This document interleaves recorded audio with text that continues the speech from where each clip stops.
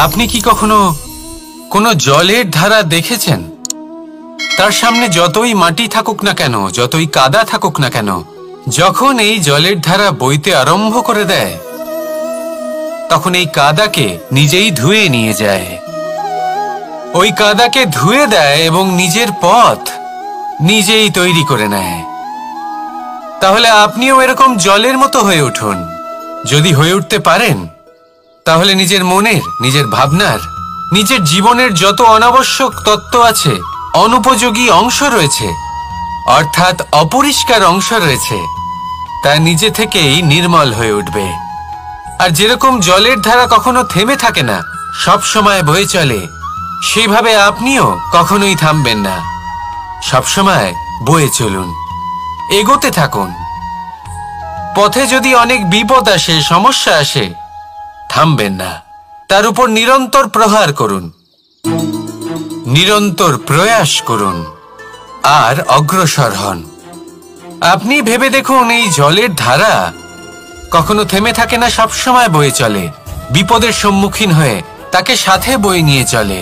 সেই জন্য জলের ধারা, প্রবাহমান এই ধারা, এর থেকে কখনো দুর্গন্ধ আসে না, এতে কখনো ময়লা জমতে পারে না, বরং পালিত হয় সুন্দর প্রাণবন্ত জীবজন্তু, যেমন সুন্দর ছোট মাছ। তাই আপনিও এটাই করুন, কখনো থামবেন না, শুধু চলতে থাকুন, জলের ধারার মতো বইতে থাকুন। আপনি আপনার লক্ষ্য অবশ্যই খুঁজে পাবেন, আর তার সাথে নিজের অন্তরের যে মালিন্য রয়েছে তা আপনি নিজেই নিজের থেকে দূরে করে দেবেন। তাহলে আসুন আর আমার সাথে ভালোবেসে বলুন, রাধা রাধা। সময়, জীবন, কাল। দেখতে গেলে এই তিনটি শব্দ একটি শব্দেরই সমার্থক শব্দ মনে হয়, কিন্তু এই শব্দগুলির অর্থ কি সমান? কখনোই নয়।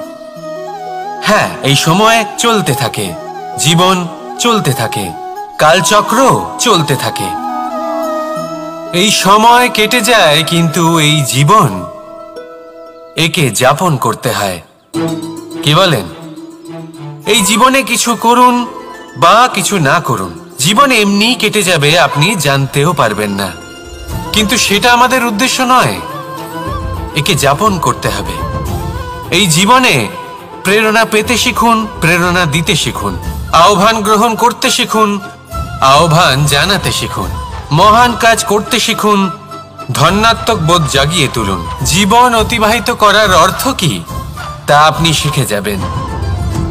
কারণ সময় কেটে যায়, সমস্ত যুগ কেটে যায়, কিন্তু জীবনের রীতি জীবন কাটিয়ে দেওয়া নয়, জীবন যাপন করা। এই জীবন সম্পূর্ণরূপে অনুভব করতে হবে, নতুন পথ বানাতে হবে। এবারে যদি এই জীবন বাঁচার সময় একবার ভেবে দেখুন, যদি মনে প্রেম থাকে, সদ্ভাবনা থাকে, তাহলে কি হবে? এই জীবনকে বাঁচার অনুভূতিটাই অন্যরকম হয়ে যাবে, একটা আনন্দময় অনুভূতি লাভ করবেন। তাহলে এটাই করুন আর আমার সাথে ভালোবেসে বলুন, রাধা রাধা। এবার অনেক সময় মানুষের মনে এরকম প্রশ্ন আসে যে এই সংসারে সব থেকে বড় বিপদ কি? কেউ বলে ধর্ম সংকট, আবার কেউ বলে প্রাণের উপর আসা সংকট। প্রত্যেক মানুষের জীবনে বিভিন্ন সংকট আসে, আর এই সমস্ত সংকট অত্যন্ত বিচিত্র হতে পারে। এই সমস্ত সংসার হলো সংকট দ্বারা পরিপূর্ণ। ঠিক আছে, আপনাকে একটা উদাহরণ দিই। একজন ধনী ব্যক্তি, এবার ওনার জীবনে সংকট কি হতে পারে? সংকট এটাই যে কেউ তার সম্পত্তি চুরি না করে নেয়, আমরা বুঝতে পারছি। এবার একজন চোর, তার জীবনে সংকট কি হতে পারে? যে চুরি করার সময় সে যদি তার একটা কাশি চাপতে না পারে, তাহলে সে ধরা পড়ে যেতে পারে, ঠিক কিনা? আবার অনেক সময় এমনও হয় যে যার জন্য আমি সংকট, সেও আমার কাছে সংকট। যেমন এই পরিস্থিতিতে দেখুন, সংকট হলো সংকট, এ তো জীবনে থাকবে, কিন্তু এর সম্মুখীন কিভাবে হওয়া যায়? খুব সরল। সব এটার ওপর নির্ভর করে, মনের ওপর। এই মনকে নিয়ন্ত্রণ করলে সব ঠিক থাকবে। এবার যদি ধনী ব্যক্তি মনকে নিয়ন্ত্রণ করে ফেলেন, নিজের অর্থের ব্যবহার শুভ কাজের জন্য, সমাজের সেবার জন্য বিকাশ করতে করেন, ওই অর্থকে একত্রিত করে না রাখেন, তাহলে চুরির সমস্যা, এই সংকট সেখানেই কেটে যাবে। এবার যদি কথা বলি সেই চোরের, তাহলে চোর যদি নিজের মনকে সংযত করে নেয়, যদি নিজের কর্মকে নিয়ন্ত্রণ করতে পারে, তাহলে এমন কোনো স্বর নেই, এমন কোনো স্বর নেই যা ওকে ধরা পড়তে বাধ্য করবে। সেই জন্য জীবনে সংকট যতই আসুক, যত বড়ই সংকট আসুক না কেন, কবচ হলো একটাই, আর এই কবচের নাম হলো আত্মনিয়ন্ত্রণ। নিজের মনকে নিয়ন্ত্রণে রাখতে শিখুন। এটা নিজের জীবনে প্রয়োগ করে তো দেখুন। যদি আপনি করতে পারেন, তবে আপনি দেখবেন যে সংকট তো জীবনে আসা যাওয়া করে, কিন্তু সেই সংকটগুলির সম্মুখীন আপনি এইভাবে করতে পারবেন। তাহলে সেটাই করুন, আর আমার সাথে ভালোবেসে বলুন, রাধা রাধা। এই দড়িটা দেখুন, ছোট ছোট রেশম দ্বারা তৈরি, এটা সরু সুতো দ্বারা তৈরি হয়েছে এটা, আর এ অত্যন্ত কোমলও বটে।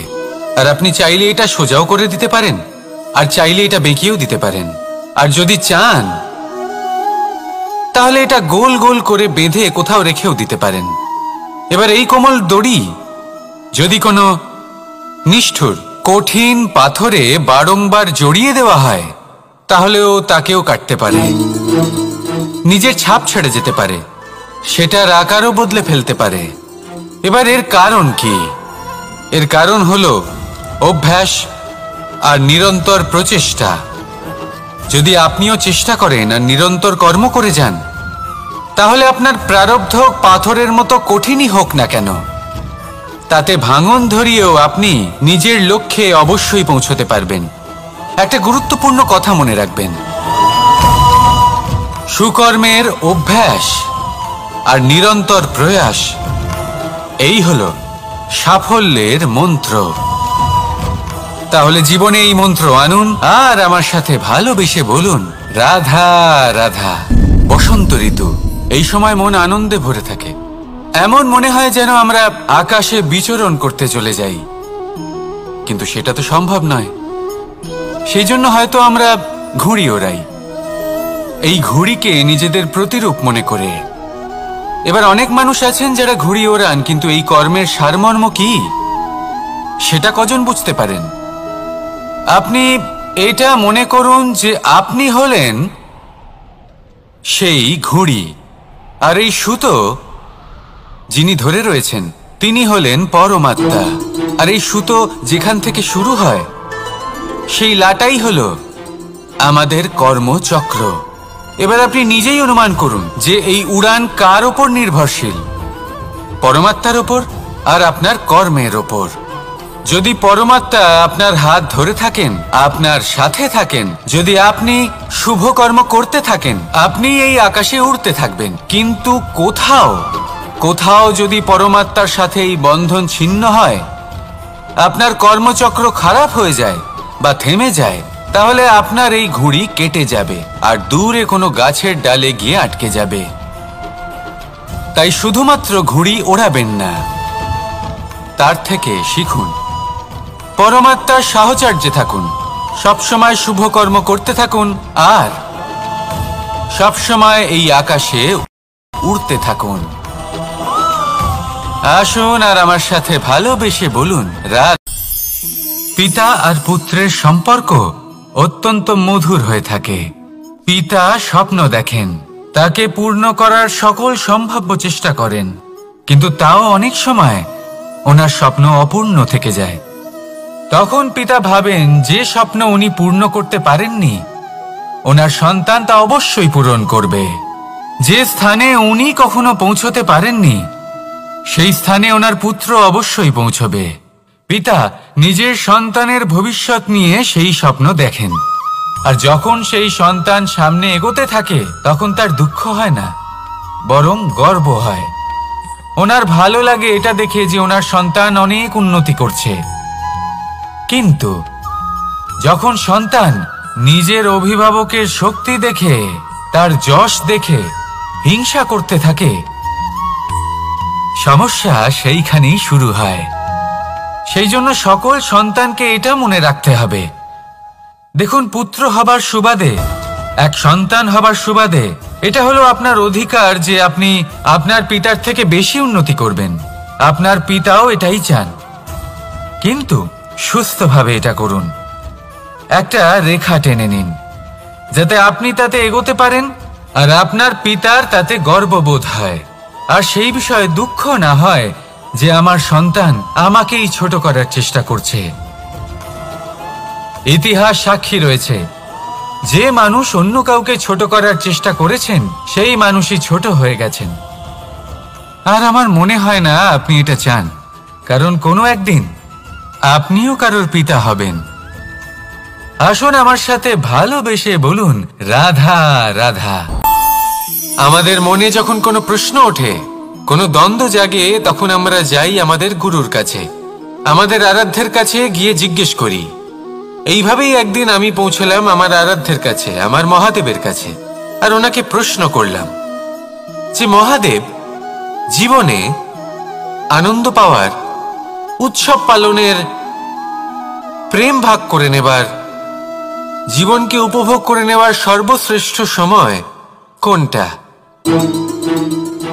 মহাদেব হাসলেন আর উনি বললেন, জীবনে উৎসব পালনের সবথেকে শ্রেষ্ঠ দিন হলো মৃত্যুর ঠিক আগের দিনটা।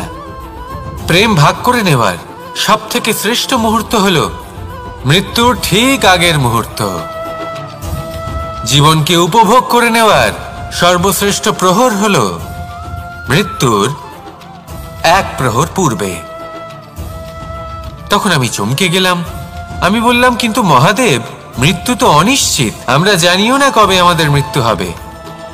মহাদেব আবার হাসলেন। উনি বললেন যে যদি আমরা এভাবে জীবন কাটাই যে আমরা জীবনের প্রত্যেক দিন, প্রত্যেক মুহূর্ত, প্রত্যেক প্রহর শেষ বলে মনে করি, তাহলে আমাদের সমস্ত জীবন আনন্দের সাথেই অতিবাহিত হবে। কি বলেন? তাহলে আপনিও এই কথা মনে রাখুন আর আমার সাথে ভালোবেসে বলুন, রাধা রাধা। সাথী। সাথী এই শব্দটির ব্যাখ্যা কে কিভাবে করে? মিত্র, সখা, বন্ধু, কিন্তু অর্থ একটাই। তিনি যিনি আপনার সঙ্গী হন আর তিনি যার সাথী আপনি হন। এবার সব থেকে বড় প্রশ্ন হলো এটাই যে তিনি কে হতে পারেন যাকে আপনি আপনার সাথী বলে মেনে নিতে পারেন, নিজের সখা, নিজের মিত্র, নিজের বন্ধু মেনে নিতে পারেন। আপনার সাথী হলেন তিনি যিনি দুঃখের সময় আপনার পাশে থাকবেন, আপনার হাত ধরে থাকবেন। আপনার সাথী হলেন তিনি যার হাত আপনি নিজের সুখের দিনে ধরে থাকবেন। সেই সাথীরই হাত ধরুন যিনি দুঃখে সবসময় আপনাকে সাহায্য করার জন্য তৎপর হয়ে থাকেন, আপনার পাশে থাকেন, আর যাকে সুখের দিনে আপনি আপনার সাথে রাখতে পারেন। আর যখন আপনার সাথে আপনার এই সাথী থাকবে, তখন আপনি এটা বুঝবেন যে যখন জীবনে দুঃখ আসে তখন এই দুঃখ কমে যায়, সবার মধ্যে ভাগ হয়ে যায়। আর যদি তখন সুখ আসে তাহলে সেটা সবার উপস্থিতিতে আরো বেড়ে যায়। এটাই হলো প্রেম, এটাই হলো ভালোবাসা, এটাই হলো সঙ্গ, যেমন সম্পর্ক আমার আর রাধার মাঝে। তাহলে আসুন আর আমার সাথে ভালোবেসে বলুন, রাধা রাধা। জীবনে অগ্রসর হওয়ার জন্য আমাদের কাকে প্রয়োজন হয়? মাতা পিতা, বন্ধু, প্রেম, সাহায্য, অর্থ, পরিশ্রম, আশা। ভিন্ন ভিন্ন মানুষ ভিন্ন ভিন্ন বিকল্প চয়ন করে। যদি আমি আপনাকে বলি তাহলে জয় আর পরাজয়ের মন্ত্র দুটো শব্দের উপর নির্ভর করে, মেনে নেওয়া আর দৃঢ় হওয়া। যদি মেনে নেন তাহলে হেরে যাবেন, যদি দৃঢ় হন তাহলে নিশ্চিত রূপে জয়ী হবেন। যদি কখনো আপনি ক্লান্ত হয়ে ওঠেন, আপনি দুঃখী হন, পুরোপুরি ভেঙে পড়েছেন, তখন মেনে নেবেন না যে আপনি ভেঙে পড়েছেন, নয়তো হেরে যাবেন। তখন উল্টে স্থির করবেন যে যাই হয়ে যাক না কেন আমি জয়ী হবই। আর আপনি দেখবেন যে জয় নিশ্চিত রূপে আপনার কাছেই আসবে। তাহলে এই কথা মনে রাখবেন আর আমার সাথে ভালোবেসে বলবেন, রাধা রাধা। মানুষের জীবনে দুই ধরনের আবেগ থাকে যা চিরকাল তার সাথে বসবাস করে। প্রথম, স্বপ্ন। দ্বিতীয়, অজুহাত। মানুষ হাজার হাজার স্বপ্ন দেখতে পারে। আমাকে এই কাজ করতে হবে, আমাকে ওখানে ঘুরতে যেতে হবে, আমায় জীবনে এই অসম্ভব কাজ বাস্তবায়িত করে দেখাতে হবে, আদি ইত্যাদি। এবার ঠিক যেমন স্বপ্ন দেখেন সেইভাবে অজুহাতও খুঁজে নিয়ে আসেন। আমি এই স্বপ্ন পূরণ করতে পারলাম না, কারণ আমাকে কেউ সাহায্যই করল না, কারণ আমি দুর্বল হয়ে পড়েছিলাম, কারণ আমার কাছে সময়ই ছিল না, আদি ইত্যাদি। এবার সাফল্য এবং অসফলতার মাঝখানে এই ধরনের সংঘর্ষ হতে থাকে। সাফল্য তখন লাভ করা সম্ভব যখন আপনার স্বপ্ন আপনার অজুহাতের থেকে অনেক বড় হয়, আর অসফলতা তখন পাবেন যখন আপনার অজুহাত আপনার স্বপ্নের থেকে অনেক বড় হয়। আপনি যদি সাফল্য লাভ করতে চান তাহলে চেষ্টা করতে থাকুন, পরিশ্রম করুন। যদি অসফল হন তাহলে ভয়ভীত হওয়ার কোনো প্রয়োজন নেই। নিজের ভুল বুঝুন, তাকে শুধরে নিন, আবার চেষ্টা করুন। কিন্তু যদি নিজের জীবনে অজুহাত নিয়ে আসেন তখন স্বপ্ন কখনো পূরণ হবে না। আসুন আমার সাথে ভালোবেসে বলুন, রাধা রাধা। এই সংসারের সব থেকে কঠোর ধাতুর মধ্যে একটি হলো লোহা। লোহা দিয়ে আমরা অনেক অস্ত্র শস্ত্র লাভ করি, অনেক বস্তুও লাভ করি। এবার এই লোহাকে কাটার জন্য, একে কোনো আকার দেওয়ার জন্য কি প্রয়োগ করতে হয়? লোহা। এবার এই কথাটা আমরা সকলেই জানি যে লোহার দ্বারাই লোহাকে কাটতে হয়। এবার এই কথা আমি আপনাকে কেন বলছি?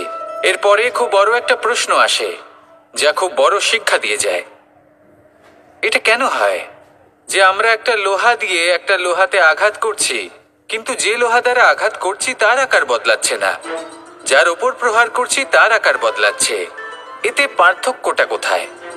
পার্থক্য হলো তাপমাত্রার। দেখুন, যে লোহাকে আমরা কাটতে চাই তার তাপমাত্রা বাড়াতে হয়, তাকে গরম করতে হয়। আর যে লোহা দ্বারা আমরা আঘাত করতে চলেছি সেই লোহা আমাদের ঠান্ডা রাখতে হয়। অর্থাৎ ঠান্ডা লোহা গরম লোহাকে কেটে দেয়। এবার এই শিক্ষা কি আমাদের জীবনে যথেষ্ট নয়? আমাদের জীবনে অনেক সমস্যা আসতে পারে, কিন্তু আমাদের এই বিষয়ে বিশেষ খেয়াল রাখতে হবে যে আমাদের মনকে আমরা যেন ঠান্ডা রাখি, এই মস্তিষ্ককে শান্ত রাখতে হবে। যদি আমরা ক্রোধ বা ঈর্ষার আগুনে জ্বলতে থাকি, বিদ্বেষের আগুনে জ্বলতে থাকি, তাহলে আমরাও সেই লোহার মতোই হয়ে যাব যার তাপমাত্রা অত্যন্ত বেশি। তখন যে কেউ এসে আমাদের বিচ্ছিন্ন করে চলে যাবে। মনে রাখবেন, যিনি যত বেশি স্থির বুদ্ধির অধিকারী, যিনি হলেন সব থেকে বেশি শান্ত, তিনি হলেন সব থেকে বেশি বলশালী।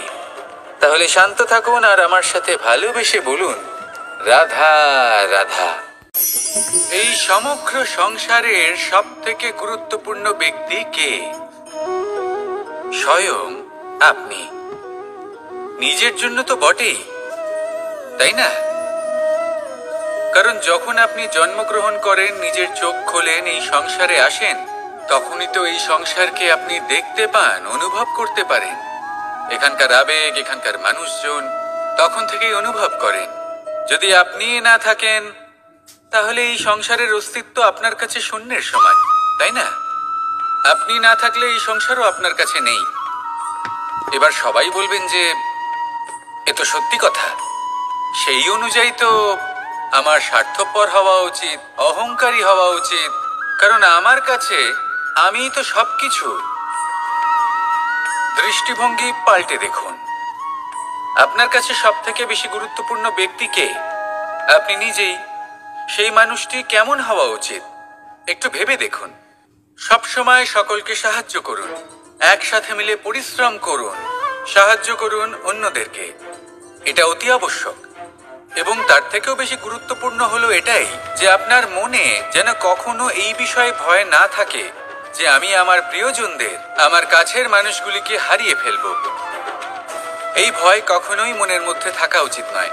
যদি ভয় থাকে তাহলে থাকুক এই বিষয়ে যে সকল মানুষ আমার জীবন থেকে, আমার থেকে দূরে চলে যাচ্ছেন, তাদের বাধা দিতে দিতে আমি যেন নিজেকেই না হারিয়ে ফেলি, নিজের অস্তিত্বকেই না হারিয়ে ফেলি, নিজের ব্যক্তিত্বকে, নিজের বিচারধারাকে, নিজের করুণার শক্তি না হারাই।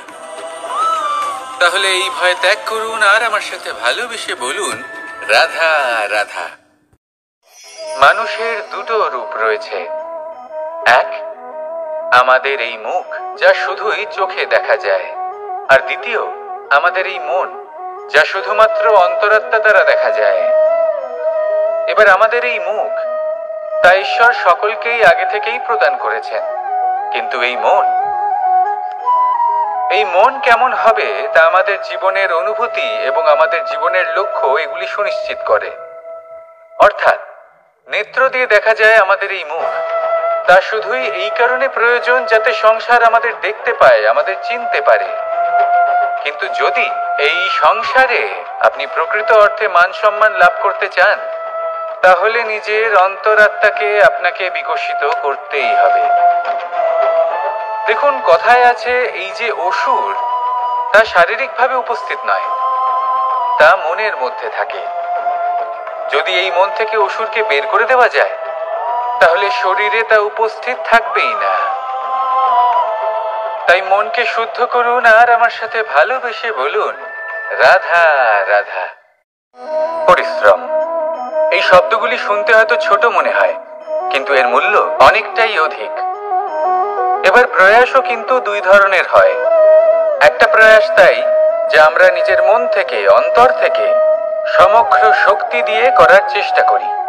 এবারে এই প্রয়াস প্রচেষ্টার নামান্তর। কিছু প্রয়াস এমনও হয় যেমন দ্রুত ক্রীড়া খেলা। মানুষ বলেন, আজ একটু প্রয়াস করি, একটু দ্রুত ক্রীড়া খেলেই দেখি, যদি বিজয়ী হই তবে ভালো ব্যাপার, যদি না হই তবে আর কখনো খেলবো না। এটাও কিন্তু প্রয়াস, কিন্তু এই প্রয়াস পরিশ্রম নয়। পাণ্ডবদের দেখুন, ওনারা যখন পরিশ্রম করেছিলেন তখন খাণ্ডবপ্রস্থকেও ইন্দ্রপ্রস্থ বানিয়েছিলেন। দ্রুত ক্রীড়া খেললেন, সেই মুহূর্তেই ইন্দ্রপ্রস্থ হারিয়ে ফেললেন। পরিশ্রম করলেন, সগৌরবের রাজা হলেন। দ্রুত ক্রীড়া খেললেন, তখন এক মুহূর্তে রাজা থেকে নিঃস্ব হয়ে গেলেন। সারমর্ম এটাই যে দ্রুত ক্রীড়া কখনো কখনো আপনার মিত্র হতে পারে, কখনো সে আপনাকে বিজয়ী করতে পারে, কিন্তু প্রয়াস এবং পরিশ্রম যখন একসাথে মিলিত হয় তখন তা সর্বদাই আপনার সাথে থাকে।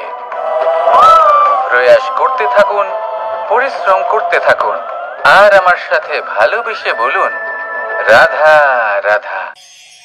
মানুষ কখনো কখনো সময়কে নিয়ন্ত্রণ করতে চেষ্টা করে, কখনো কখনো সময়ের গুরুত্ব বুঝতে পারে না। এটা ভাবে যে এই কিছু মুহূর্ত কেটে যাক, একে অতিবাহিত করি, তাহলে কি বা হবে, কয়েকটা মুহূর্ত মাত্র। কিন্তু তা নয়। আজকের একটা মুহূর্ত ভবিষ্যতের অনেক বড় পরিবর্তনের ভিত হতে পারে। আজকের একটা মুহূর্ত আপনার ভবিষ্যৎকে উজ্জ্বল করে তুলতে পারে। সেই জন্য ছোট ছোট মুহূর্তগুলিকে অদেখা করবেন না। সময়কে কাজে লাগান, পূর্ণরূপে কাজে লাগান। এবার যদি আপনি কাউকে সাহায্য করতে চান আর সেই কারণেই যদি থেমে থাকেন, তাহলে ঠিক আছে, কারণ আপনি কাউকে সাহায্য করে তার জীবনকে আরো ভালো করে তুলতে চাইছেন, আরো শ্রেষ্ঠ করতে চাইছেন। এই পুণ্য, এই কর্ম ফিরে আপনার কাছেই আসবে আর আপনার জীবনকে শুভ করে তুলবে। কিন্তু যদি আপনি আলস্যের কারণে থেমে থাকেন এবং কিছুই না করেন, সময় নষ্ট করেন, তাহলে কিন্তু একটাই ঘটনা ঘটবে, আপনার ভবিষ্যৎ বিপদগ্রস্ত হয়ে পড়বে, আর কিছুই নয়। সেই জন্য এটা বোঝা প্রয়োজন যে কখন থামতে হবে এবং কেন থামতে হবে। যদি আপনার থামার কারণ এবং সময় অনুচিত হয়ে থাকে, তাহলে আপনার ভবিষ্যৎ কখনোই উচিত হতে পারে না।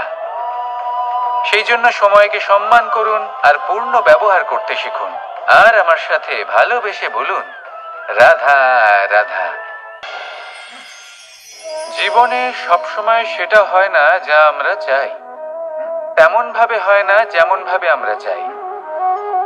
এবার তাতে আমরা দুঃখ পাই, নিরাশ হয়ে পড়ি, ভাগ্যকে দোষ দিই অথবা অন্য কাউকে বা নিজেকে। কিন্তু সত্যটা কি সেটা আমাদের জানতে হবে।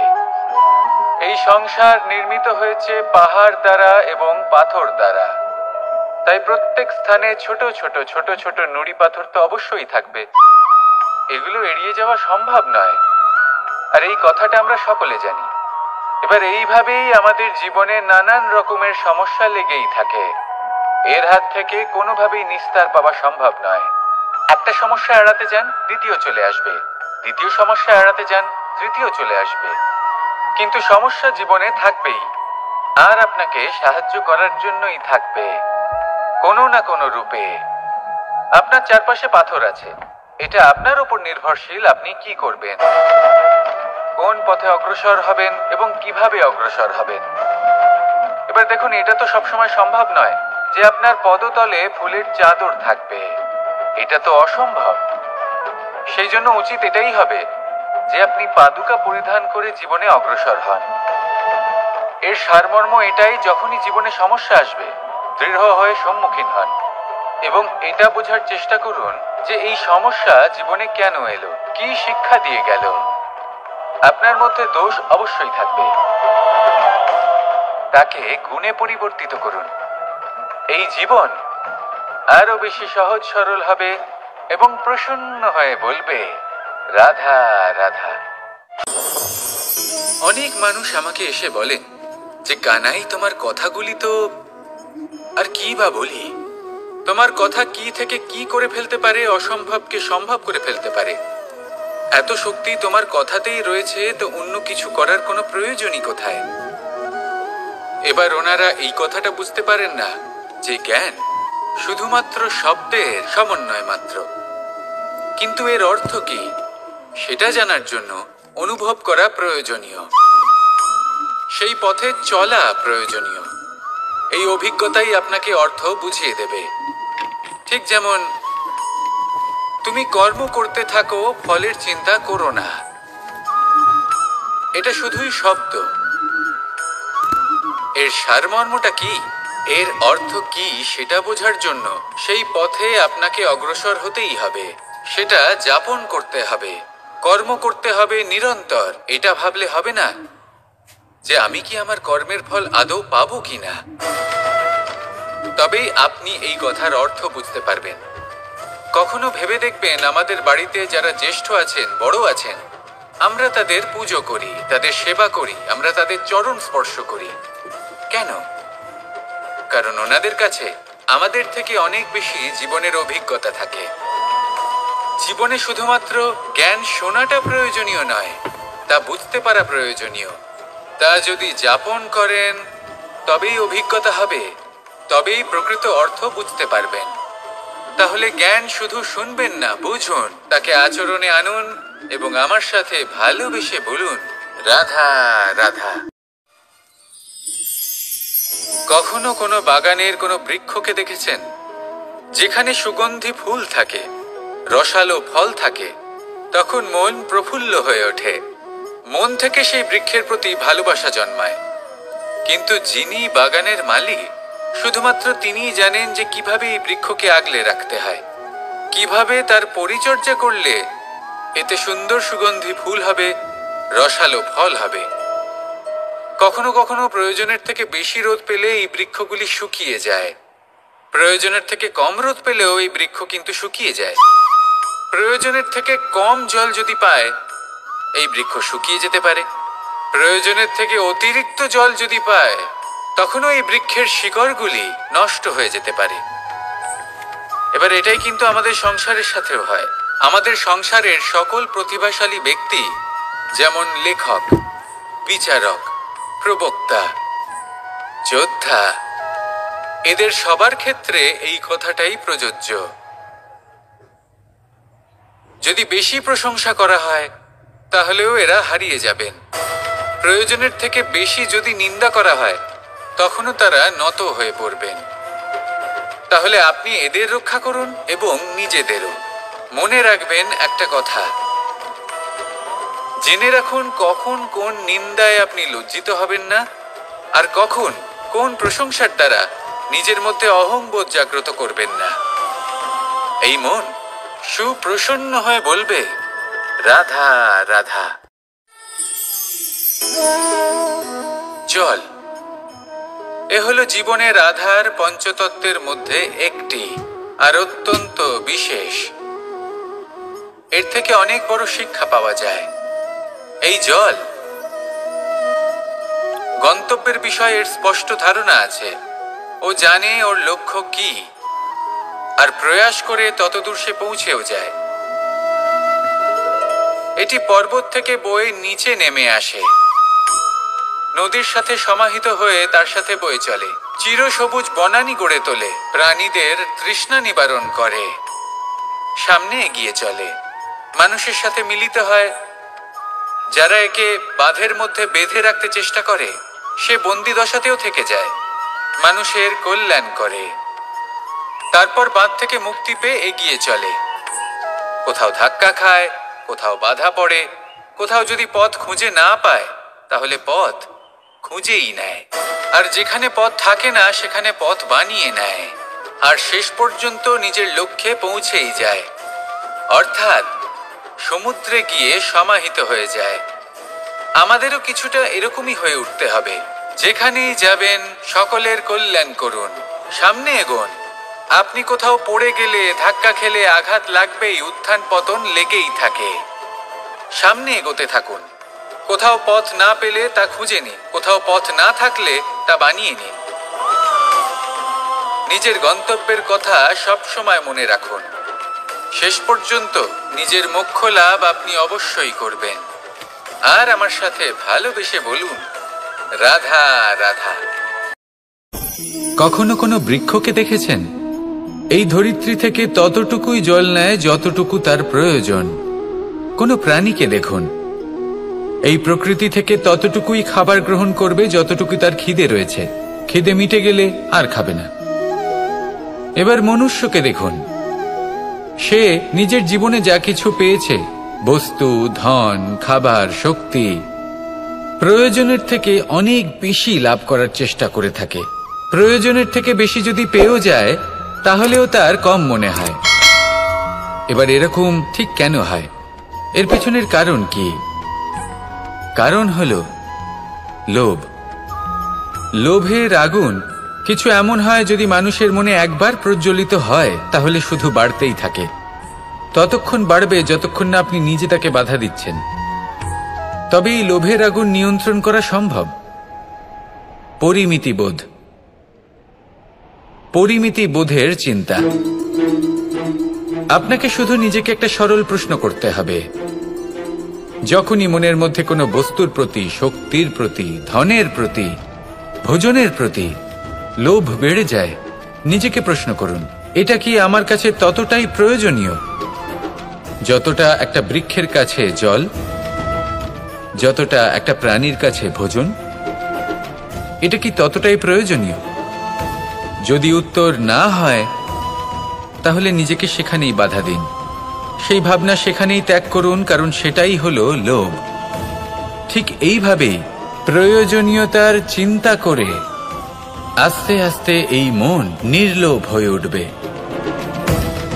আর এই মন প্রসন্ন হয়ে বলবে, রাধা রাধা। আজ আমরা দুই ধরনের ব্যক্তির বিষয়ে কথা বলবো। প্রথম জন হলেন যে প্রয়োজনের থেকে অনেক বেশি পরিমাণ ধন উপার্জন করে থাকেন। তার কাছে ততটা ধন থাকে যতটা তার প্রয়োজনও নেই, তারপরেও আরো ধন উপার্জন করতে চেষ্টা করতে থাকেন। সকল সম্ভব চেষ্টা করেন, সকল সম্ভব কর্ম করেন, তা সে উচিত কর্ম হোক বা অনুচিত, তাতে তাদের কিছুই যায় আসে না। তারা শুধুই এই সংসারের সকল সুখ ভোগ করতে চান, সকল স্বাচ্ছন্দ্য লাভ করতে চান। আজীবন তারা প্রচেষ্টাই করতে থাকেন। এবার এই করতে গিয়ে তারা ভারাক্রান্ত হয়ে সমস্যার সম্মুখীন হন। এনাদের সমগ্র জীবন এই চেষ্টাতেই চলে যায়, জীবন যাপন করার বদলে। অন্যদিকে আরেকজন ব্যক্তি, যিনি জানেন তার প্রয়োজন কতটুকু, আর শুধুমাত্র সেই পরিমাণ ধন অর্জন করেন। তার থেকে বেশি একটুও নয়। উনি যদি দুবেলা খেতে পান, মাথা গোজার ঠাঁই পেয়ে যান, সেটাই পর্যাপ্ত। তাতেই তিনি আনন্দে জীবন যাপন করেন, না কোনো বৃথা চিন্তা করেন, না কোনো বৃথা কষ্ট করেন। এবার আমি আপনাদের জিজ্ঞেস করব, এই দুই ব্যক্তির মধ্যে আপনি কোন ব্যক্তি হতে চাইবেন? বেশিরভাগ মানুষ এটাই বলবেন যে আমরা সেই দ্বিতীয় মানুষ হতে চাই যারা সন্তুষ্ট। কিন্তু যদি মন দিয়ে দেখেন, আপনিও সেই কর্মই করছেন যা প্রথম ব্যক্তি করেন। আপনারা সবসময় চেষ্টা করে চলেছেন, এটাও লাভ করতে হবে, ওটাও লাভ করতে হবে, আমার এটারও প্রয়োজন, ওটারও প্রয়োজন। আপনি অনেক কিছু লাভ করেছেন, কিন্তু প্রশ্ন এটাই যে আপনার কি সেই সবকিছুর প্রয়োজন রয়েছে? এর উত্তর আপনার অন্তর্মনে রয়েছে। আপনার মন জানে যে আপনার প্রয়োজন কতটুকু। সেখানে গিয়ে দেখুন। সন্তুষ্টি মানুষকে আনন্দ দেয়। মানুষ যতটা সন্তুষ্ট হবে, ততটাই সে আনন্দ লাভ করবে। এবার আপনাকে এই সিদ্ধান্ত নিতে হবে যে আপনি কখন আর কোথায় সন্তুষ্টি লাভ করবেন, কত কিছু লাভ করার পরে সন্তুষ্ট হবেন। এই উত্তর আপনি মন থেকে পাবেন। এই সমাজের চাহিদায় জড়িয়ে নিজেকে বিভ্রান্ত করবেন না। নিজের অন্তরের এই মিথ্যে অহংবোধকে প্রশ্রয় দিতে গিয়ে যদি আপনি এরকম প্রয়াস করতে থাকেন, তাহলে জীবনযাপন কখন করবেন? থেমে যান, শান্ত হয়ে যান, নিজের অন্তর্মনে নিমজ্জিত হয়ে দেখুন যে সন্তুষ্টি কোথায়। এই সন্তুষ্টি লাভ করুন। এই মন প্রসন্ন হয়ে বলবে, রাধা রাধা। আমাদের গৃহে অনেক কক্ষ রয়েছে, কিন্তু এমন কি আছে যে একটাই থাকে? আমাদের গৃহের দ্বার। এমন কেন হয়? অনেক দ্বার তো থাকতেই পারে। ভেবে দেখুন, একটা বিশাল ভবন রয়েছে, তার চতুর্দিকে অনেক দ্বার আছে। ভালোই হবে, যাতায়াত করতে সুবিধা হবে, কিন্তু এমন আমরা কেন করি না? এবার আপনি বলবেন যে এটার উত্তর তো সহজ। যতগুলো দ্বার থাকবে, ততজন দ্বারপালও থাকবে। কে কখন কোথা থেকে আসবে, কোথায় চলে যাবে, সেদিকে খেয়াল থাকবে না।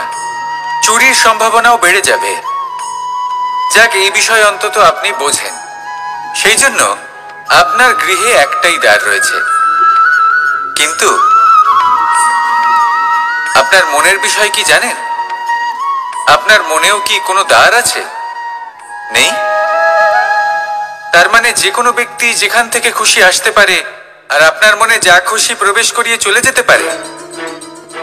কোনো বাধার সম্মুখীন না হয়ে কোনো ব্যক্তি আপনার মনে যা কিছু প্রবেশ করিয়ে চলে যাবে, তা সে আমাদের পক্ষে শুভ হোক, অশুভ হোক, বা যতই ঘাতক হোক না কেন। সেই ভাবনা হতে পারে বাসনাময়, ক্রোধে পরিপূর্ণ, মতভেদে পরিপূর্ণ, বিদ্বেষ বা অহংকারে পরিপূর্ণ, বা কোনো ব্যর্থ ভাবনা হতে পারে। বিশ্বের যে কোনো ভাবনা মনে এসে বসবাস করতে পারে। এবার মনে যা ভাবনা থাকবে, মন সেটাই অনুভব করবে। নেতিবাচক ভাবনা যদি মনে ঘর করে, মন সুখ অনুভব কি করে করবে? সেই জন্য আবশ্যক হলো মনের মাঝে ইতিবাচক সত্তার দ্বার গড়ে তোলা। অর্থাৎ কোনো ভাবনা যদি আসে এবং ইতিবাচক হয়, তাহলে তাকে মনে প্রবেশ করতে দিন। যদি তা আপনাকে আর্থিক, সামাজিক, পারিবারিক, আধ্যাত্মিক লাভ দেয়, তাহলে তাকে প্রবেশ করতে দিন। যদি না দেয়, যদি তা নেতিবাচক ভাবনা হয়, তাকে দ্বার থেকেই আবার ফিরিয়ে দিন। যত শুভ চিন্তায় থাকবে এই মন, ততই শুভ হবে আপনার জীবন। আর এই মন সুপ্রসন্ন হয়ে বলবে, রাধা রাধা। অহংকার এ হলো ছোট একটা শব্দ, কিন্তু এর প্রভাব অত্যন্ত বৃহৎ হয়ে থাকে। আর সব থেকে বড় সমস্যা হলো, মানুষ আজ অবধি বুঝতেই পারেনি যে এই অহংকারের বাস্তব রূপ কিরকম। কেউ একে গর্বের নাম দেন, কেউ একে আত্মসম্মানের নাম দিয়ে থাকেন। এবং কোথাও একটা এমন সময় চলে আসে যখন সময় এই অহংকারকে ভেঙে খান খান করে দেয়। আর তখন না গর্ব আপনাকে বাঁচাতে পারে, না আপনার আত্মসম্মান। এখন যদি আপনাকে উদাহরণ দিই, তাহলে যেখানে আপনি বসে আছেন সেই ঘরেই ওপরে তাকান, সেই ছাদের দিকে। যদি এই ছাদ অহংকার করতে থাকে যে দেখো আমি তো সব থেকে উঁচু জায়গায় আছি, আমার চেয়ে ওপরে আর কেউ নেই। আমি এই ঘরে থাকা সমস্ত ব্যক্তিকে ছায়া প্রদান করি। যদি এই অহংকার এসে যায় তাহলে কি? একবার ভেবে দেখুন, যদি পরের দিন তার উপর আরো একটা তলা বানিয়ে দেওয়া হয় তাহলে কি? এই ছাদ, যার নিজের উঁচু হবার অহংকার ছিল, যে সব থেকে ওপরে ছিল, সে এবার পায়ের তলায় চলে এসছে। এটাই হয়ে থাকে। মনে কখনোই অহংকার পোষণ করবেন না। যদি মনের মধ্যে কিছু রাখতে চান তাহলে প্রেমের ভাব রাখুন, স্নেহ রাখুন। এই অহংকারকে আপনি যা ইচ্ছে নাম দিন, গর্ব হোক, আত্মসম্মান হোক, এর দ্বারা আপনার কোনোভাবেই কোনো লাভ হবে না। তাহলে এই অহংকারকে ত্যাগ করুন আর আমার সাথে ভালোবেসে বলুন, রাধা রাধা। ভগবান, প্রত্যেক কঠিন পরিস্থিতিতে এই নামই আছে যা আমাদের উপায় দিয়ে থাকে। ব্যক্তি যান, ভগবানের পুজো করেন, আরাধনা করেন, ব্রত পালন করেন, মন্দিরে যান, পুজো পাঠ করেন, ভগবানকে জাগিয়ে তোলেন, আর তারপর শুরু হয় সমস্ত প্রশ্ন। হে ভগবান, আমার সাথে এরকম কেন হচ্ছে? কেন আমারই জীবনে এত দুঃখ আছে? আমি কিভাবে এর সম্মুখীন হব? আমাকে কেন এত কষ্ট ভোগ করতে হচ্ছে? হে ভগবান, আমি কি করব? আমাকে সাহায্য করুন, কোনো রাস্তা দেখান।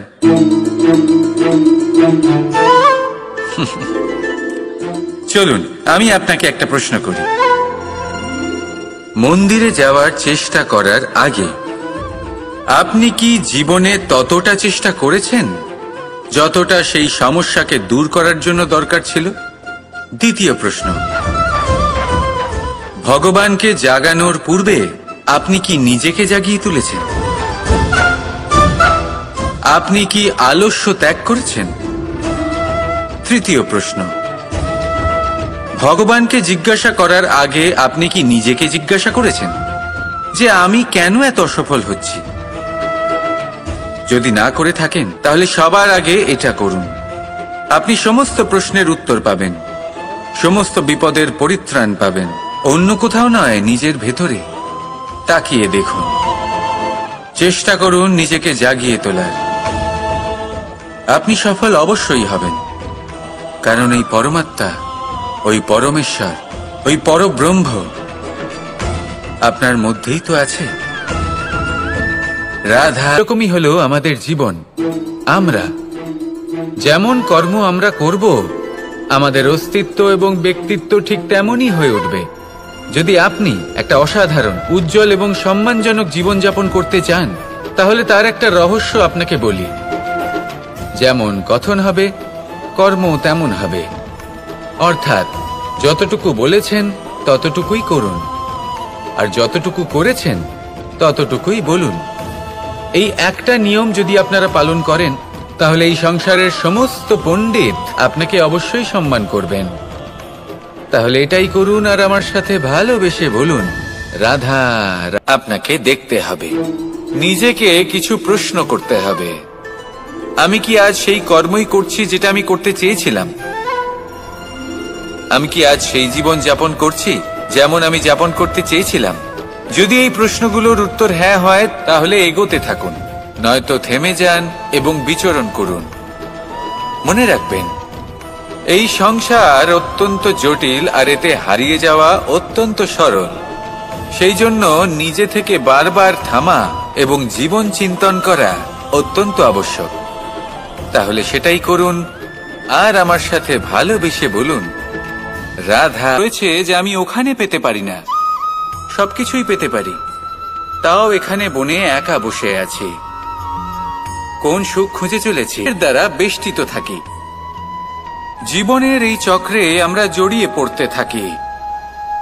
যতই আমরা এই সমস্যার সমাধান করি, আমরা ততই এতে জড়িয়ে পড়ি। আমরা এতটাই জড়িয়ে পড়ি যে যখন আমরা আয়নায় নিজেদের দেখি, তখন আমরা নিজেদের চিনতেই পারি না। এমন মনে হয় যেন আমরা নিজেদের হারিয়ে ফেলেছি। সেই জন্য প্রত্যেক দিন আপনি কিছু সময় নিজের সাথে কাটান একান্তে। এটা অত্যন্ত আবশ্যক। নিজের অস্তিত্বের গভীরে গিয়ে দেখতে শিখুন, নিজেকে বুঝুন। অদ্ভুত শান্তির অনুভূতি হবে। যেমন এই বায়ু, এই বৃক্ষ, এই পুষ্প, এই নিসর্গ, এদের মতো আপনিও কখনো একলা হতে শিখুন। কখনো নিসর্গের একটা অংশ হয়ে দেখুন। এই মন প্রসন্ন হয়ে বলবে রাধা। একবার অবশ্যই সহ্য করতে হবে। এটাই হলো প্রকৃতির নিয়ম। এই নিয়ম কিন্তু আমরা সবাই জানি, কিন্তু আমাদের মধ্যে বেশিরভাগ মানুষ এই বিভ্রান্তি নিয়ে বাঁচি যে এই যে প্রকৃতির নিয়ম, তা আমার ওপর প্রযোজ্য নয়। তা কিন্তু নয়।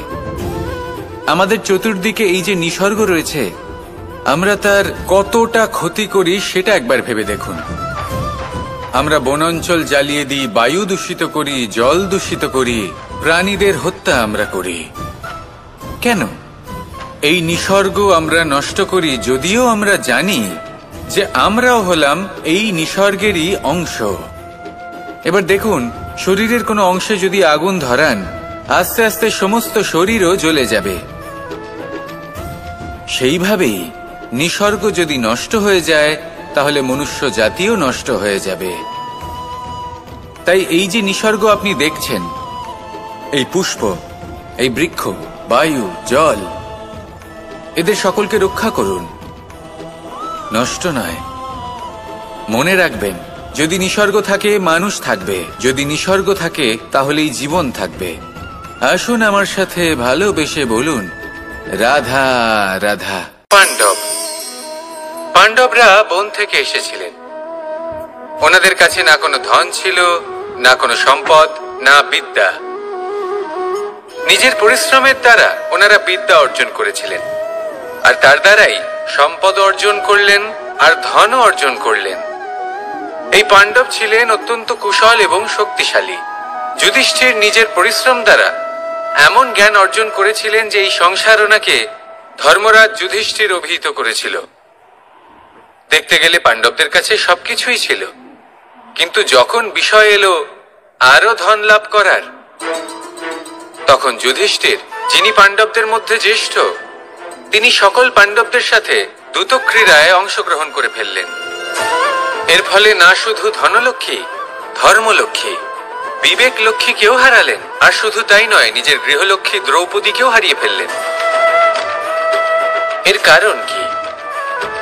ভুলে গেলেন খুব সহজ একটা কথা, এই সংসারে সম্মান এবং সাফল্য দুটোই পরিশ্রমের দ্বারা লাভ করতে হয়। কিন্তু দ্রুতক্রীড়ার এই খেলা আমাদের ভাগ্যের উপর নির্ভরশীল। এই সংসারে দুটি পথ রয়েছে। একটা পথ যেখানে কর্ম এবং পরিশ্রমের দ্বারা আপনি নিজের পথ নিজেই রচনা করতে পারবেন, আর দ্বিতীয় পথ হলো যেখানে এই ভাগ্য এক মুহূর্তে আপনাকে শিখরেও পৌঁছে দিতে পারে, আবার ধূলিসাৎ করে দিতে পারে।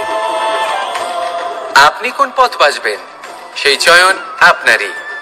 আসুন আর আমার সাথে ভালোবেসে বলুন রাধা রাধা। কোনো এক সময়ের ঘটনা এটা। মা এবং বাবা হাটে গিয়েছিলেন। তখন আমি আর দাদা গিয়েছিলাম গরু চড়াতে। আমরা বাড়ি ফিরে এলাম, আর মা সেই সময় একটা কাজ করতেন।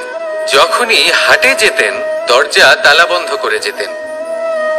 উনি খুব ভালো করে জানতেন যে যদি ওনার এই মাখন চোর সঠিক সময়ে পৌঁছে যায়, তাহলে এক ফোঁটাও মাখন ওনার অবশিষ্ট থাকবে না। এবার ঘটনা কিছুটা এরকম হলো যে মা আর বাবা মাঝে মাঝে হাটে যেতেন, তাই মাঝে মাঝে এই দরজা তালা বন্ধ করতে হতো। যখন মা আর বাবা ফিরে এলেন, তখন বাবা ভুলে গিয়েছিলেন যে এই চাবির গোছা থেকে ঠিক কোন চাবিটা দরজার তালা খোলার জন্য উপযোগী। উনি চেষ্টা করতে শুরু করে দিলেন। একটার পর একটা চাবি দিয়ে উনি চেষ্টা করতে থাকলেন, কিন্তু সেই দরজার তালা তো খুলতেই চাইছিল না। ওনার মাথা থেকে ঘাম পড়তে শুরু করলো। তখন মা বললেন যে তালা ভেঙে দেওয়া যাক। মা চলে গেলেন, আর বাবা বললেন না না দাঁড়াও, আর কিছু চাবি বাকি আছে, এটা হয়তো খুলতে পারবো। মা হাতুড়ি নিয়ে চলে এলেন সেই তালা ভাঙার জন্য, আর তখনই বাবা শেষ চাবিটা প্রয়োগ করলেন, আর দরজার তালা খুলে গেল। যদি উনি চেষ্টা না করতেন তাহলে এই তালাটাও ভেঙে যেত আর চাবিটাও নষ্ট হয়ে যেত, ঠিক কিনা? এবার এই ঘটনাটা আমি দেখেছিলাম, আর আমার মনে হলো যে কখনো কখনো এই চাবির গোছার মধ্যে থেকে শেষ চাবিটাও কিন্তু জীবনের দরজা খুলে দিতে পারে। সেজন্য আপনি যদি জীবনে সাফল্য লাভ করতে চেষ্টা করেন, নিজের লক্ষ্যে পৌঁছতে চান, তাহলে হার মানবেন না। হয়তো দেখবেন আপনার পরবর্তী প্রচেষ্টা বা এই অন্তিম প্রচেষ্টা আপনাকে সাফল্যের পথে নিয়ে গেল। তাই নিরন্তর প্রচেষ্টা করতে থাকুন, জীবনে সাফল্য লাভ করুন। যজ্ঞের আগুনকে শুভ বলে মনে করা হয়, আর সেখানেই চিতার আগুনকে অশুভ মনে করা হয়। এমনটা কেন হয়? এখানে বিষয়টা হলো লক্ষ্য, বিচার এবং সঙ্গের। যখন আমরা যজ্ঞ করি তখন আমাদের লক্ষ্য কি হয়? পরিবেশকে আরো পবিত্র করে তোলা, ইতিবাচক করে তোলা। আমাদের লক্ষ্য শুভ হয়। তারপরে আসে বিচার। এই পরিস্থিতিতে সেই বিচার হলো অগ্নি। স্ফুলিঙ্গ থেকে তীব্র আকার ধারণ করে সমস্ত কাঠকে পুড়িয়ে দেয় এবং সুগন্ধ ছড়িয়ে দেয়। অর্থাৎ যদি আপনার লক্ষ্য শুভ হয়, তাহলে তা নিজেই শুভ বিচারধারাকে আমন্ত্রণ জানায়। এই শুভ বিচার তখনই আসবে যখন আপনার সংকল্প শুভ হবে। অন্যদিকে হলো চিতার আগুন। এর লক্ষ্য কি? একটা দেহকে পরধামে পৌঁছে দেওয়া। সবার শেষে সবকিছু আপনার উপরে নির্ভরশীল যে আপনি কোনটা চয়ন করতে চান। আপনার লক্ষ্য যদি শুভ হয়, তাহলে আপনার বিচার এবং সঙ্গতি আর তার পরিণাম সবই শুভ হবে। আসুন আর আমার সাথে ভালোবেসে বলুন, রাধা রাধা। এই সংসারের প্রত্যেক বস্তুর, প্রত্যেক পরিস্থিতির, প্রত্যেক আবেগের দুটি দিক আছে। এর মধ্যে পার্থক্য করা সম্ভব শুধুমাত্র দৃষ্টিভঙ্গির দ্বারা। যদি কোনো ব্যক্তি পর্বত শিখরে দাঁড়িয়ে থাকেন, তাহলে উনি এটাই দেখতে পাবেন যে এই জলের ধারা সমুদ্রের দিকে বয়ে চলেছে। আরেক ব্যক্তি যিনি সমুদ্রের কাছে দাঁড়িয়ে আছেন, তার এটাই মনে হবে যে এই জলের ধারা সমুদ্রের দিকে আসছে। এখানে বিষয়টা হলো দৃষ্টিভঙ্গির, আর এটাই সময়ের সাথেও হয়ে থাকে। অনেক সময় মানুষ চিন্তিত হয়ে পড়েন, ত্রস্ত হয়ে পড়েন যে তার কাছে হয়তো খুব কম সময় আছে, তাতে তিনি অনেক কিছুই করতে পারবেন না, আর একটু সময় থাকলে খুব ভালো হতো। তিনি এইভাবেও ভাবতে পারেন যে অল্প হলেও সময় বাকি তো রয়েছে, অর্থাৎ যা অবশিষ্ট আছে তাকে সংরক্ষণও করা সম্ভব, তাতে জীবন যাপনও করা সম্ভব। আর এটা নির্ভর করছে আপনার উপর। তাই দৃষ্টিভঙ্গি ইতিবাচক রাখুন। জীবনে দুই ধরনের আবেগ রয়েছে যার কোনো মূল্য নেই। আমার কথার অর্থ এটা নয় যে এদের কোনো গুরুত্ব নেই। গুরুত্ব যথেষ্টই রয়েছে, শুধু এদের জন্য আপনাকে কোনো মূল্য দিতে হয় না। প্রথম আবেগ হলো আনন্দ, প্রসন্নতা। এটা আপনি যে কোনো জায়গায় খুঁজে পেতে পারেন যদি আপনি খুঁজে পেতে চান। আপনি কোনো পুষ্পের সৌন্দর্য দেখে প্রসন্ন হতে পারেন। বায়ুর কারণে যখন একটি বৃক্ষ শিহরিত হয়, সেটা দেখে আপনি প্রসন্ন হতে পারেন। একটা ছোট্ট শিশুর কলরব শুনেও আপনি প্রসন্ন হতে পারেন। একটা ক্রন্দনরত বালককে হাসিয়ে আপনি প্রসন্ন হতে পারেন। সবকিছু আপনার উপর নির্ভরশীল। সেখানে আরেকটি আবেগ হলো দুশ্চিন্তা। মানুষ বড়ই দুশ্চিন্তা করতে থাকে। আজ আমি এই কাজ করেছি, সেই বিষয়ে চিন্তা। আজ আমি এই কাজ করতে পারিনি, সেই বিষয়ে চিন্তা।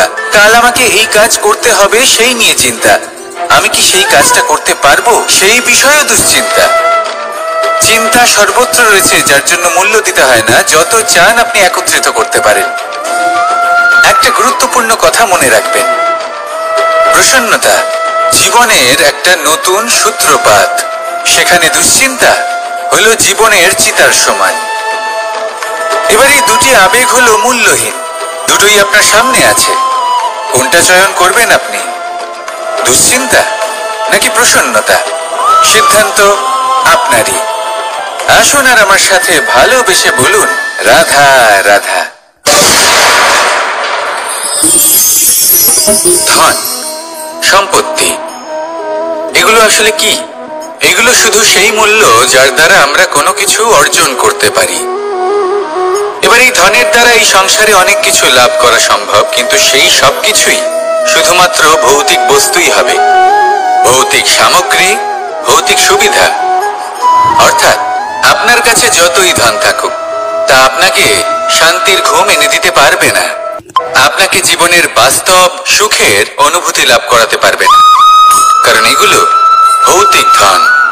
এই ভৌতিক বস্তুই অর্জন করাতে সক্ষম। বাস্তবিক ধন কি?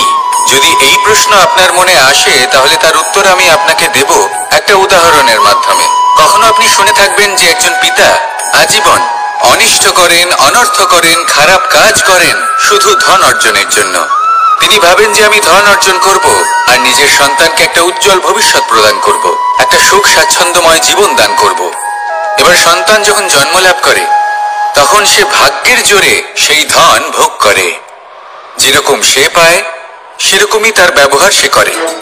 কখনো আপনি এটাও দেখে থাকবেন যে সেই সন্তান সমস্ত ধন নষ্ট করে ফেলে, আর সেই পিতা যিনি সমস্ত ধন সঞ্চয় করেছেন, যিনি সেই ধনের প্রভু, আজ সেই ধনের প্রহরী হয়ে রয়েছেন। এবার এরকম কেন হয়? এরকম তখনই হয় যখন সেই পিতা বুঝতেই পারেন না যে তার জীবনের আসল ধন কি। সেই আসল ধন তার সন্তানকে সে দিতেই পারে না। যদি পিতা তার সন্তানকে কর্মের জ্ঞান দিতে পারেন, উচিত কোনটা অনুচিত কোনটা সেই শিক্ষা দিতে পারেন, সংস্কারের প্রকৃত শিক্ষা দিতে পারেন, তবে সেটা ধনের থেকে অনেক বেশি গুরুত্বপূর্ণ। এটাই হলো জীবনের বাস্তব ধন। আপনি সেই কথা তো অবশ্যই শুনে থাকবেন, কুসন্তান হলে ধন সঞ্চয় করে কি হবে, সুসন্তান হলে ধন সঞ্চয় করে কি হবে। সন্তান যদি কুপুত্র হয় তাহলে সব নষ্ট করে ফেলবে, আর সন্তান যদি সুপুত্র হয় তাহলে ধন থাকুক না থাকুক, সে নিজেই কর্মের পথে অগ্রসর হয়ে ধন অর্জন করবে আর নিজের জন্য এক উজ্জ্বল ভবিষ্যৎ গড়ে তুলবে। তাই সন্তানকে সম্পদ দেওয়ার আগে কর্মের জ্ঞান দান করুন, সুশিক্ষা দিন, কারণ এটাই হলো জীবনের প্রকৃত ধন। আসুন আর আমার সাথে ভালোবেসে বলুন, রাধা।